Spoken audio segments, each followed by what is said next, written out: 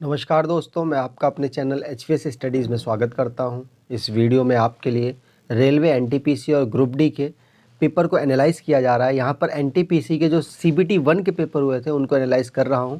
अगर आप इस चैनल पर पहली बार आए हो तो आपसे अनुरोध है, चैनल को सब्सक्राइब कर लीजिएगा। वीडियो अच्छी लगे तो वीडियो लाइक करके ज़रूर जाइएगा और आपको जो भी सजेशन देना हो कमेंट बॉक्स में आप सजेस्ट कर दीजिएगा। चलिए बात करते हैं। Which of the following state is the largest producer of bamboo in India. तो बैम्बू सबसे ज़्यादा किस स्टेट में प्रोड्यूस किया जाता है, यह आपसे पूछा जा रहा है। तो आंसर है असम में। असम आंसर जिसने लगाया होगा उस टाइम पर उसका सही होगा। तो असम लार्जेस्ट प्रोड्यूसर है बैम्बू का। अलग अलग चीज़ें हैं जिसमें भारत अलग अलग परफॉर्मेंस करता है, अलग अलग स्टेट अलग अलग परफॉर्मेंस करता है, उसके बारे में थोड़ा सा जान लेते हैं। जैसे वेस्ट बंगाल में पैडी का प्रोडक्शन काफ़ी ज़्यादा होता है। वीट का प्रोडक्शन और शुगर केन और पोटैटो का तीनों का प्रोडक्शन उत्तर प्रदेश में ज़्यादा होता है। ग्राउंडनट का गुजरात में ज़्यादा होता है। टी जो चाय है उसका प्रोडक्शन असम में ज़्यादा होता है। कॉफ़ी का प्रोडक्शन कर्नाटका में बहुत अधिक होता है। जूट वेस्ट बंगाल में काफ़ी ज़्यादा होता है। टोबैको मतलब तंबाकू का प्रोडक्शन आंध्र प्रदेश में सबसे ज़्यादा होता है सारे स्टेट के कंपेयर में। बनाना और कसावा इन दोनों का प्रोडक्शन तमिलनाडु में काफ़ी ज़्यादा मात्रा में होता है। सेफ्रॉन का प्रोडक्शन जम्मू कश्मीर में सबसे ज़्यादा होता है। ऑनियन महाराष्ट्र में सबसे ज़्यादा प्रोड्यूस किया जाता है। आगे बात करें तो महाराष्ट्र में कैशियो नट होते हैं वो महाराष्ट्र में सबसे ज़्यादा प्रोड्यूस किए जाते हैं। गार्लिक मध्य प्रदेश में सबसे ज़्यादा होता है। ब्लैक पेपर केरला में, कॉटन गुजरात में, बैम्बू आपको मैंने बता ही दिया असम में सबसे ज़्यादा होता है। लिचिस और जो लिचिस है वो लीचीज़ है वो बिहार में सबसे ज़्यादा होती हैं। कार्डामोम जो कि केरल में सबसे ज़्यादा और जो छोटे कार्डामोम है वो केरल में और बड़े कार्डामोम सिक्किम में सबसे ज़्यादा होते हैं। चिली आंध्र प्रदेश में सबसे ज़्यादा होती है। आगे बात करें, अगला क्वेश्चन है the largest gland of the human body is. ये क्वेश्चन पूछा गया तो आप बिल्कुल आसानी से आंसर लगा सकते थे लिवर और आप आगे बढ़ सकते थे और आंसर आपका सही हो जाता। सेकेंड लार्जेस्ट अगर आपसे पूछा जाता तो पेनक्रियाज आंसर यहाँ पर सही हो जाता। लेकिन अगर आपसे लार्जेस्ट ऑर्गन पूछा जाए कि largest organ of human body तो आपको स्किन आंसर लगाना है और आगे बढ़ना है। ठीक है, अगर आप स्टैटिक जीके की प्रॉब्लम फेस कर रहे हैं तो आप इस ई बुक को परचेज कर सकते हैं। आपके लिए काफ़ी कम प्राइस पर आपको प्रोवाइड कराई जा रही है और यहाँ पर ऑलमोस्ट सारे टॉपिक कवर किए हुए हैं। अपडेटेड ई बुक है, आप इसको परचेज कर लीजिए जिससे कि आपके आने वाले सभी एग्जामों के लिए ये आपको बेनिफिट दे सके। कोई प्रॉब्लम हो तो HVS स्टडीज़ @official@gmail.com में आप मेल करके अपनी प्रॉब्लम को सॉर्ट आउट कर सकते हैं। आगे बात करें, अगला क्वेश्चन है which of the following country will host the 2023 men's hockey world cup. तो आंसर यहां पर हो जाएगा मेंस हॉकी वर्ल्ड कप को भारत के द्वारा ऑर्गेनाइज कराया जा रहा है। तो यहां पर फोर्थ ऑप्शन बिल्कुल सही हो जाएगा। आगे बात करें, अगला क्वेश्चन है dash is a non infectious disease. इनमें से कौन सी ऐसी डिसीज है जो नॉन इन्फेक्टियस है, मतलब जो फैलती नहीं है। तो आपको बता दूं हाई ब्लड प्रेशर या फिर लो ब्लड प्रेशर ये दोनों फैलते नहीं है। तो ब्लड प्रेशर वाला आंसर से क्वेश्चन से ऑप्शन सही हो जाएगा। और बाकी जो इन्फ्लुएंजा है, स्मॉल पॉक्स है और मीसल्स है ये तीनों वायरस से होने वाली बीमारियां हैं और तीनों ही फैलती हैं। ठीक है, चलिए आगे बात करें, अगला क्वेश्चन है which state has planned to have a medical college in each district in the state. तो आंसर यहां पर हो जाएगा उत्तर प्रदेश। उत्तर प्रदेश एक ऐसा राज्य है जहां पर हर डिस्ट्रिक्ट में मेडिकल कॉलेज खोलने की घोषणा की गई है। ठीक है, जो प्लान किया गया है मे भी सक्सेस हो जाए। अगर 4-5 साल में तो बहुत बेहतर कंडीशन होगी उत्तर प्रदेश के लिए।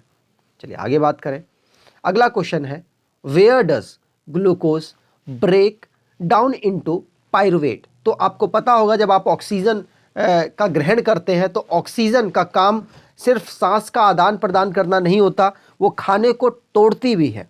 तो ग्लूकोज को पहले पाइरूवेट में तोड़ा जाता है, उसके बाद डिपेंड करता है ऑक्सीजन की प्रेजेंस है या ऑक्सीजन की एब्सेंस है।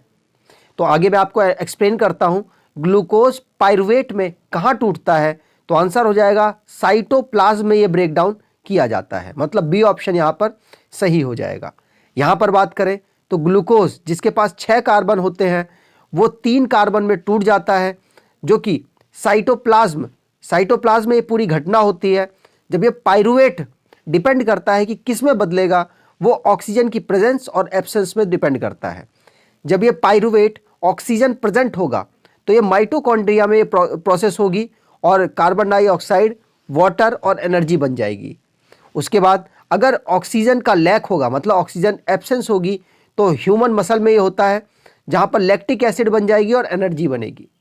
अगर एब्सेंस हो जाए ऑक्सीजन की तो ये घटना ईस्ट में होती है और इथेनॉल, CO2 और एनर्जी इस पे भी बनती है। ये पूरी रिएक्शंस एनसीईआरटी की रिएक्शंस है, तो आप इसको ज़रूर देख लीजिएगा, एग्जाम में आपके पूछे जाती हैं। आगे बात करें, अगला क्वेश्चन है in India where is the largest scooter factory located. तो आंसर हो जाएगा यहाँ पर तमिलनाडु। तमिलनाडु में ओला की सबसे लार्जेस्ट स्कूटर फैक्ट्री को स्थापित किया गया, जो आपसे क्वेश्चन पूछा गया था, और आंसर यहाँ पर तमिलनाडु सही हो जाएगा। आगे बात करें, अगला क्वेश्चन है where is the Kailash Mansarovar Bhavan is located. तो आंसर हो जाएगा कैलाश मानसरोवर भवन उत्तर प्रदेश के गाजियाबाद में लोकेटेड है। तो आपको आंसर सी ऑप्शन लगाकर, मतलब थर्ड ऑप्शन लगाकर आगे बढ़ना है। गाजियाबाद आपको पता होगा एनसीआर के रीजन में आता है, दिल्ली और एनसीआर के रीजन में आता है। ठीक है, चलिए आगे बात करें। अगला क्वेश्चन है where will the summer Olympic game be held in 2021। तो आई थिंक इसका आंसर सभी दे सकते थे। टोक्यो में, टोक्यो 2020 का ओलंपिक पोस्टपोन्ड करके 2021 में ऑर्गेनाइज कराया गया, टोक्यो में ही। तो टोक्यो ओलंपिक के बारे में पूछा गया था क्योंकि वो समर ओलंपिक था जिसको 2021 में ऑर्गेनाइज टोक्यो में कराया गया, जहां पर भारत को 7 मेडल मिले, 1 गोल्ड मेडल, 2 सिल्वर मेडल और बाकी जो 4 मेडल बच गए वो ब्रॉन्ज मेडल भारत को मिले थे। जो गोल्ड मेडल मिला वो आपको पता होगा नीरज चोपड़ा को मिला था। ठीक है, चलिए आगे बात करें। यहां पर आप देख सकते हैं किस तरीके से जो ओलंपिक है उसको ऑर्गेनाइज कराया जाएगा। तो समर वाला टोक्यो जो कि 2020 में ऑर्गेनाइज कराना था, लेकिन कोरोना वायरस की वजह से 2021 में इसको कराया गया। उसके बाद हमारा अगला जो सेशन होगा समर का वो पेरिस में ऑर्गेनाइज कराया गया। उसके अगला सेशन होगा लॉस एंजलिस में ऑर्गेनाइज कराया गया। लेकिन अगर विंटर की बात की जाए तो बीजिंग ओलंपिक जो 2022 में होने वाला है, वहां पर विंटर वाला ओलंपिक ऑर्गेनाइज कराया जाएगा 2022 में। उसके बाद 2026 में इटली के मिलान में इसको ऑर्गेनाइज कराया जाएगा। और साथ में आपको बता दूं जो कि अगला समर ओलंपिक भी अनाउंस कर दिया गया है 2032 वाला, जो कि ब्रिस्बेन ऑस्ट्रेलिया में ऑर्गेनाइज होने वाला है। आगे बात करें, अगला क्वेश्चन है permanent hardness of water is due to the presence of. तो आंसर यहां पर हो जाएगा सल्फेट। किसके सल्फेट से? तो सल्फेट ऑफ मैग्नीशियम और कैल्शियम और साथ साथ एंड आयरन भी आप लिख सकते हो। अगर वाटर में सल्फेट ऑफ मैग्नीशियम, कैल्शियम और आयरन होगा तो आप कह सकते हैं कि इसमें परमानेंट हार्डनेस वाटर में आ चुकी है। अगर सल्फेट की जगह क्लोराइड हो जाए तो भी आंसर वही होगा। क्लोराइड भी एक कारण बनता है हार्डनेस ऑफ वाटर का, परमानेंट हार्डनेस ऑफ वाटर का। बी ऑप्शन, माफ कीजिएगा यहां पर ऑप्शन गलत लगा हुआ है, ये सोडियम नहीं होता। बी ऑप्शन यहां पर बिल्कुल सही है। यहां पर आप देख सकते हैं मैंने लिख भी रखा है, परमानेंट हार्डनेस के लिए क्लोराइड और सल्फेट ये दोनों का होना जरूरी है, और उनके साथ कैल्शियम हो जाए, मैग्नीशियम हो जाए या आयरन हो जाए, या फिर कैल्शियम क्लोराइड हो जाए, मैग्नीशियम क्लोराइड हो जाए या आयरन क्लोराइड हो जाए। ये अगर होते हैं तो आप उस ऑप्शन को लगाकर आगे बढ़ सकते हैं। आगे बात करें, अगला क्वेश्चन है the Indus water treaty was signed between India and. तो आंसर यहां पर था इंडिया और पाकिस्तान के बीच में जो इंडस ट्रीटी है, वाटर ट्रीटी है, उसको साइन किया गया था।